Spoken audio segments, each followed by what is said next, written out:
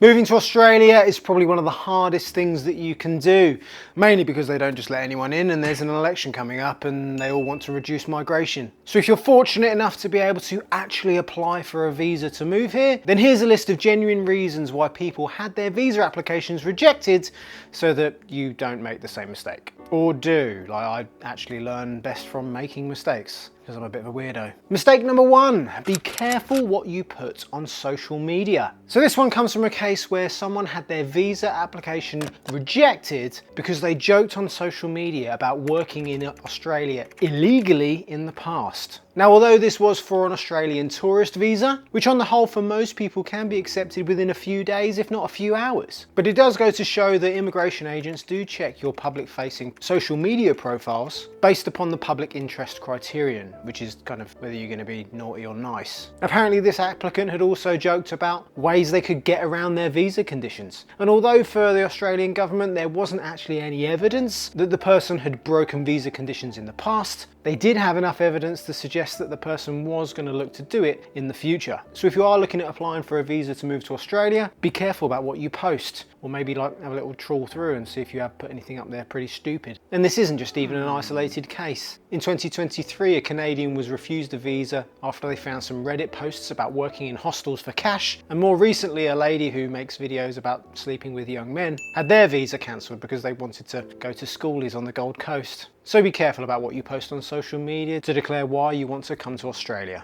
The second reason why you might have your visa rejected could be down to how you feel about vaccinations. And I'm just going to put it out there, Australia loves vaccinated people. And it has been known in the past that people have had their partner visas cancelled due to the vaccination status of their children. And again, these are refused under the public interest criterion, mainly down to the health requirement. In Australia, whilst you can kind of not choose to have your kid vaccinated, in order for your child to be able to access some of the services like childcare and even schools, they do have to prove that they are up to date with their vaccination schedule, and they've got like a little red book to prove it. And it's not even whether you are kind of like an anti-vaxxer. There have also been cases where children have been adopted and their vaccination records just don't exist. So realistically, there are only a few ways that you can get around this. Number one, just get vaccinated, mate, and have the records in place to be able to prove it. Or number two, if you don't have the records but have been vaccinated, you'll need to go back and get the records, or choose to have the vaccinations again so that you've got proof.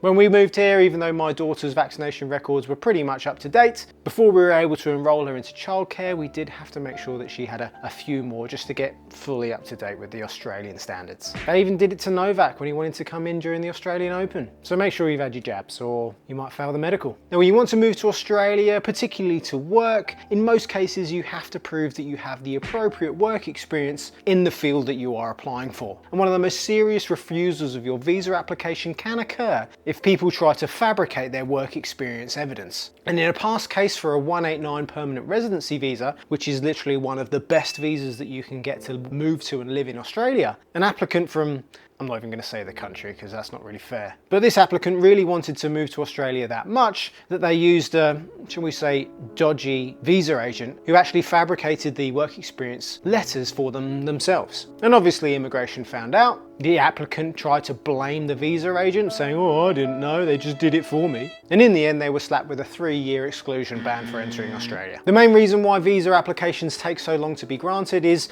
you know, there is someone there actually checking all of the evidence for you. And considering how long and stressful the application process was for me to apply for my 189 permanent residency, I'm bloody glad that there are people out there checking it so that not everyone can get one, especially dirty liars. And I guess if having a 3-year ban wasn't bad enough for you, if you were to try and do the same and get rejected, that would also go against your character for future visa applications. So you might have just cocked everything else up for you. Good on you, mate. How do you avoid all of this? Well, I guess the easy answer is that you just don't lie and fabricate things on your application. Or if you're worried that the visa agent that you employ is going to do everything proper for you, then you are going to need to check that the visa agent that you're recruiting is MARA registered. What that means is that the visa agent is government regulated, they're bound by a code of conduct, and basically they just won't let anything dodgy go through, because if they do, then their license will also be revoked. Why would a visa agent take on someone if all they were going to do is fabricate their work experience for them to try and help apply for a visa? Well,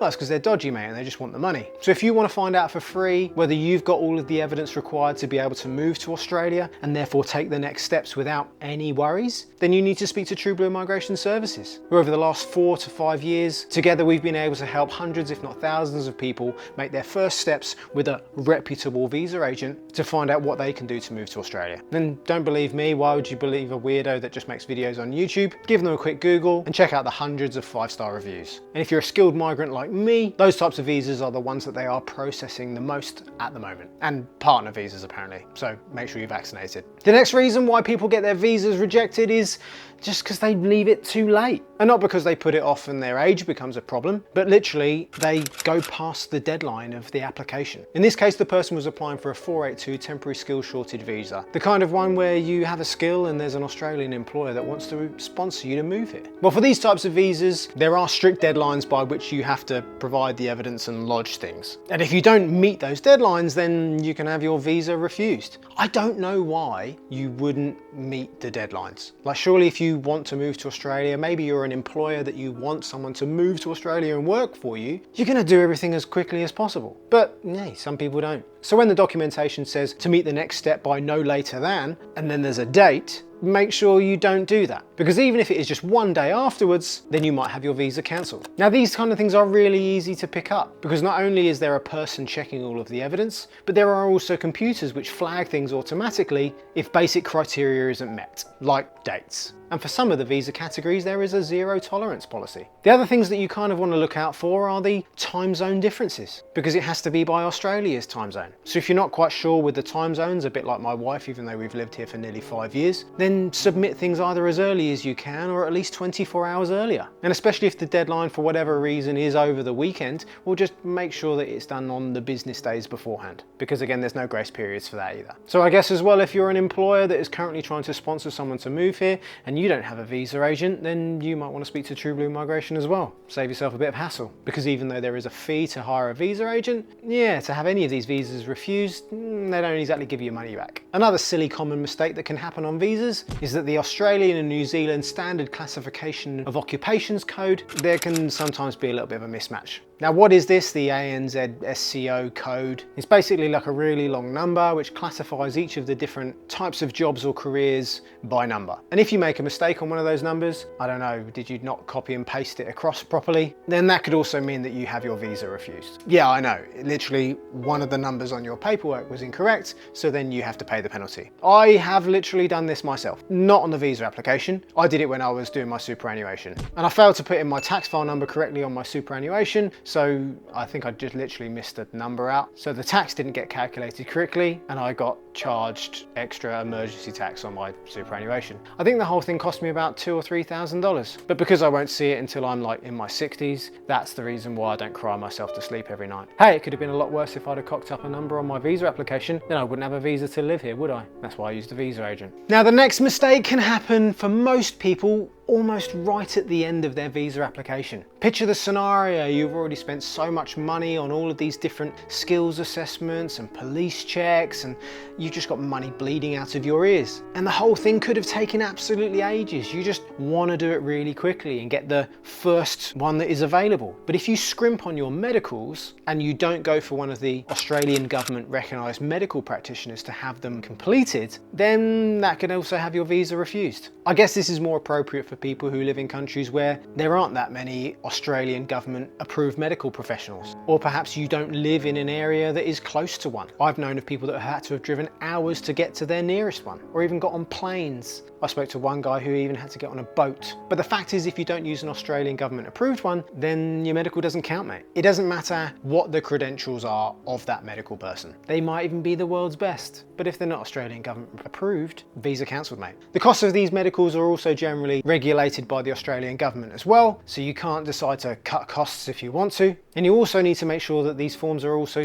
completed electronically, because it's 2025 and they don't do it by hand anymore. Don't worry though, that's the doctor's part to do all of that. That's why they're government approved. And you also have to wait for something called a HAP ID, which is provided by whoever's managing your visa application process, and they only give that to you at a certain stage. So don't feel like you can, bypass all of this and get your medicals done beforehand, because you need that HAP ID to be able to link it to your visa application electronically. Just follow the process, or you're gonna have your visa application rejected. And the last reason, I genuinely don't know why people get this wrong. How can you cock up your name? Yeah, I know. The amount of people that get their visa applications rejected because they use the wrong name of their application, like, mate, it's your name. Why did you get it wrong? Now, the only one that I kind of have a little bit of sympathy for are ladies who have their maiden names changed and perhaps might make the mistake here or have the date wrong at which their name changed, or not have the evidence to back it up. But when people are using nicknames on official documentation, or perhaps they have multiple passports because they're dual nationals and then have different names on their identification. Why? Surely you only have one name, mate. I guess if you're moving over with a partner, now's a good time to disclose whether they've had any previous marriages that you weren't really aware about. Or if you're from certain cultural backgrounds where a name might be quite popular, make sure that you spelled it correctly. Like there are lots of different spellings for the name Mohammed. What could be the consequences for you if you're that stupid that you can't spell your name correctly? Well, you guessed it, it's another 3-year ban from trying to apply to move to Australia. Depending on the nature of why you're deciding to change your name, this could be put on your permanent immigration record, affecting any future applications to move to Australia after that. And in some extreme cases, you might have some criminal charges against you. Just get your name right, mate. On the whole, trying to move to Australia isn't an easy thing, and failure to get everything right could land you in a little bit of bother. Sure, there are people, thousands of people every year, who are able to fill in all of their visa application processes correctly. They get their name right for a start. But if you're concerned about making any silly mistakes, whether nefarious or genuine, then my best advice is to seek the services of an approved MARA registered agent like True Blue Migration Services. However much money you pay to get here, just kind of view it as a one-off fee, a bit like insurance, that whatever you're going to do is going to work out correctly, because the experts don't really make the mistakes. And if they do, well, then you can report them to MARA. Just make sure that they're MARA registered. Billions of people every year take out insurance on stuff because they're concerned it might go wrong. Don't let the first step to the rest of your life be the stumbling block. And if you want some more help about moving to Australia, watch this video. I'll see you next time.